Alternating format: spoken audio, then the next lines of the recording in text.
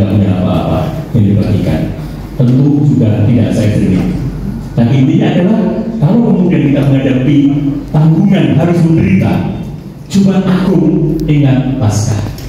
Tema jubileum ya tahun 2025 adalah persiapan penghadapan. Kita bersiaran di bumi ini tapi punya harapan, punya cinta, punya damai, punya duit, punya uang. Tapi kalau nggak punya harapan, hati-hati. Duit bisa habis, cinta bisa kurang, damai kadang terkoyak. Tapi harapan semoga tetap masih bisa dikoyak. Ya, uang bisa habis, tapi harapan semoga tetap kita miliki. Menanggung penderitaan karena Injil, bukan karena yang lain. Kunci yang pertama. Kunci yang kedua, nasihat Paulus kepada jemaat di Filipi. Kepada kamu dikaruniakan bukan saja untuk percaya kepada Kristus, bukan saja untuk percaya kita menjadi orang yang beriman, kita yang imannya luar biasa karena katekis begitu ya. Tapi juga kita ingatkan melainkan juga untuk menderita untuk Dia bersama Dia.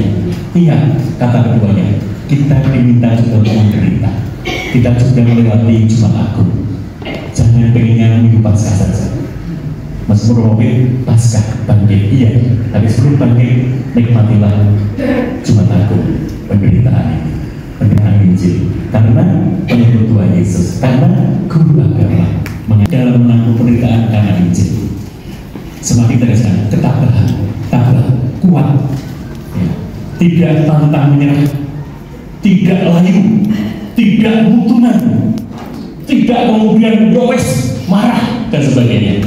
Tabah, ya tak maklumi saja.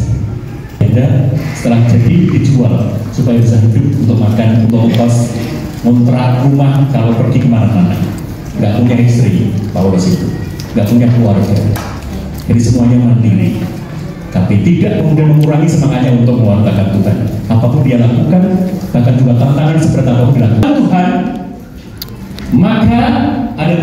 murni buat kita. Amin. Jadi selalu ada berkat melimpah, berkat tersembunyi dalam bentuk apapun kalau kita bekerja beriman. Catatan bunyi adalah bekerja untuk Tuhan. Iman yang mendalam dengan berbagai macam upaya katekese yang kita laksanakan, itu bagian kita. Kaum awam yang berkeluarga, saya menulis buku berjudul Membangun. Di situ teksnya kita sama-sama melakukan. Saya mau, saya siap dan melakukannya. Saya mau, saya siap dan melakukannya. Saya mau, saya siap, saya siap, saya mau, saya siap dan melakukan. Lagi, saya mau, saya siap dan melakukannya. Saya mau, saya siap dan melakukannya. Saya mau, saya siap, saya siap, saya mau, saya siap dan melakukannya. Saya mau, saya siap dan melakukannya. Saya mau, saya siap dan melakukannya. Saya mau, saya siap, saya siap, saya mau, saya siap dan melakukannya. Lagi, saya mau, saya siap dan melakukannya. Saya mau, saya siap dan melakukannya. Saya mau, saya siap, saya mau, saya siap dan melakukannya. Lagi, saya mau, saya siap dan melakukannya. Saya mau, saya siap dan melakukannya. Saya mau, saya siap dan melakukannya. Saya mau, saya siap, saya mau, saya siap dan melakukannya.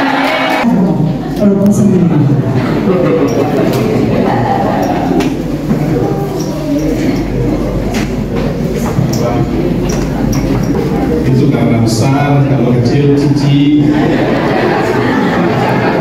Ini Supri ya. Karena besar dan pendek ya. Nah, kalau kurus dan tinggi pasti Brian.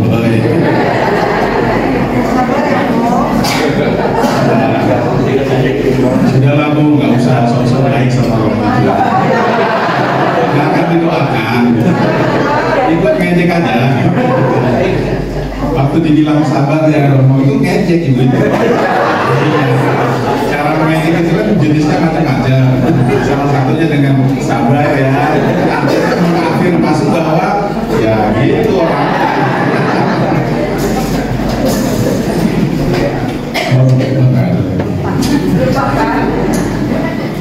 Bapak Ibu, saudara-saudari, para suster, para romo, ketua stasi, dan para katekis yang dikasihi Tuhan, walaupun kadang-kadang kurang mengasihi Tuhan. Selamat siang.